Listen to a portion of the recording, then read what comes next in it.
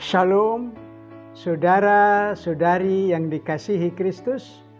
Jumpa kita pada kesempatan ini melalui renungan harian GKI Kuitang. Hari ini Senin 25 April 2022 bersama saya, Pendeta Emeritus Arti Sembiring. Bahan firman Tuhan yang kita renungkan pada kesempatan ini terambil dari kitab Kolose. Kolose pasal 3 ayat 1. Saya bacakan untuk kita demikian firman Tuhan ini. Kolose 1, Kolose 3 ayat 1. Karena itu, kalau kamu dibangkitkan bersama dengan Kristus, carilah perkara yang di atas, di mana Kristus ada, duduk di sebelah kanan Allah. Pikirkanlah perkara yang di atas, bukan yang di bumi. Demikian firman Tuhan ini. Berbahagialah kita yang mendengar firman Tuhan dan yang melaksanakannya dengan tekun. Dari firman Tuhan ini, tema kita berbunyi, lepaskan ikatan dunia. Saudara-saudari yang dikasihi Kristus, semoga gema perayaan Paskah dengan seruan Haleluya, Kristus bangkit, itu belum redup di hati kita. Karena itu renungan hari ini masih dalam sukacita Paskah. Dengan semangat Paskah ini, Rasul Paulus membawa kita ke dalam suasana sorgawi dengan mengatakan, carilah perkara yang di atas, di mana Kristus ada. Padahal kita masih di dunia ini, masih butuh barang-barang dunia, masih merasa senang dan nyaman dengan berbagai-bagai kenikmatan dunia. Bagaimana ini? Nasihat Rasul Paulus kepada jemaat di Kolose ini sangat terlihat satu kekhawatirannya kalau jemaat itu tetap hidup dalam kenikmatan duniawi. Juga dalam iman mereka cenderung terikat pada ketentuan-ketentuan hukum Taurat. Ini di jemaat di Kolose ini. Dengan demikian, maka makna kebangkitan Kristus yang membebaskan kita dari tuntutan Taurat menjadi pudar. Kalau masih dilandasi dengan keharusan menjalankan tuntutan Taurat seperti sunat, tidak makan makanan yang diharamkan Taurat, dan itu semua diperhitungkan menjadi satu upah yang mendapat pahala. Hal-hal seperti ini terlihat juga dalam khotbah para pendeta yang mengharuskan supaya anggota jemaat menghitung dengan angka uang yang kita terima, dan kalau tidak menyisihkan atau kurang menyisihkan 1/10 dari semua itu, maka mutu iman yang menjadi dasar keselamatan berarti masih rendah. Itu katanya. Jadi iman diukur dengan ukuran matematis? Tentu tidak. Memang gereja tidak mungkin bertumbuh tanpa dana yang cukup.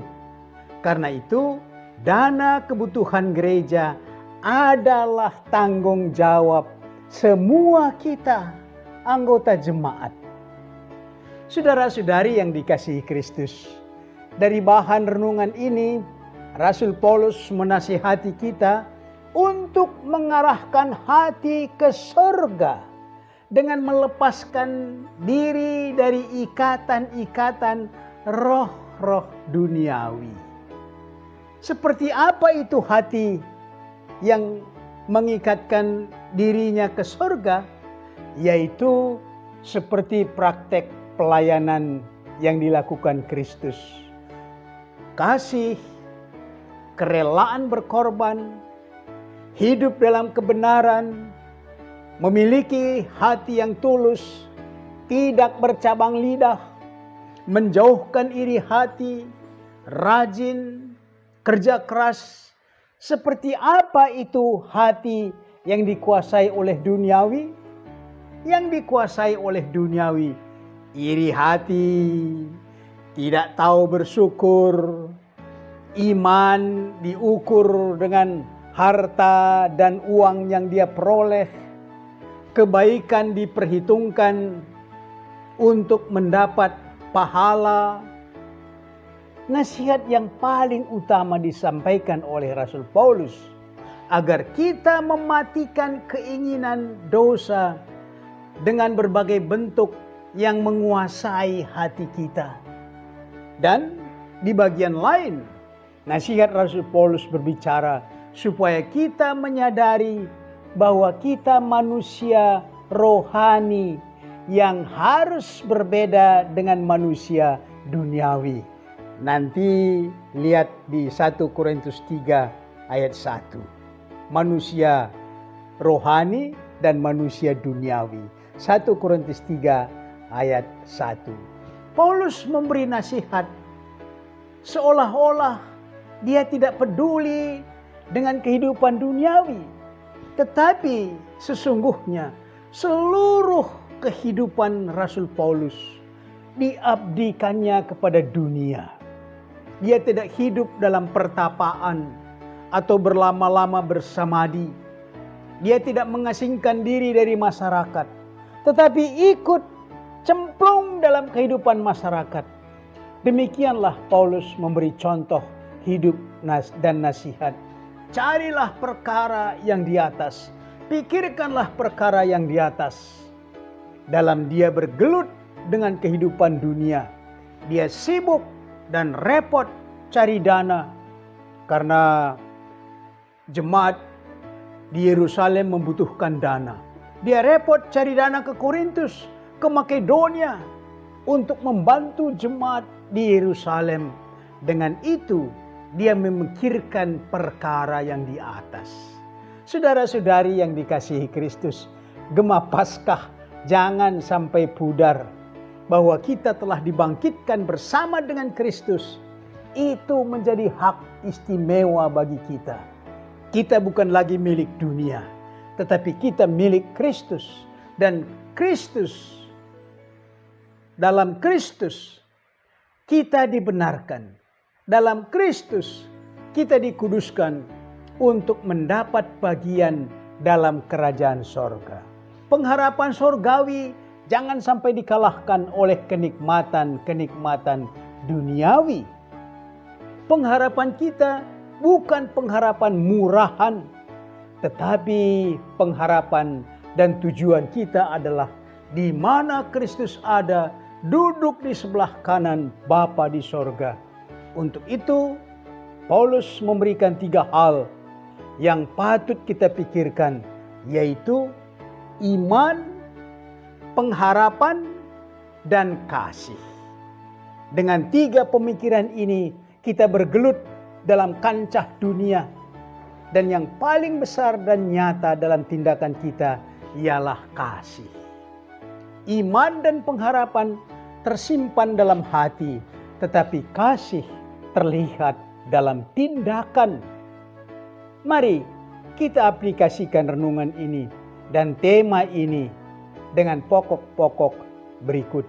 Pertama, bagaimana nasihat dan saran Anda agar mencari dan memikirkan perkara yang di atas kepada teman yang justru dalam kesukaran, sakit penyakit, PHK. Apa nasihat kita untuk saudara-saudara kita dalam suasana seperti itu? Supaya dia mencari perkara yang di atas. Yang kedua, seluruh hidup Tuhan Yesus membawa perkara yang di atas. Dapatkah Anda memberi contoh bahwa Tuhan Yesus memang membawa perkara yang di atas dalam kehidupan dan pelayanannya? Yang ketiga, Apakah gereja Anda mengajarkan cukup jelas supaya jemaat, anggota jemaat mencari perkara yang di atas? Apa contohnya? Bahwa gereja Anda mengajarkan supaya kita mencari perkara yang di atas.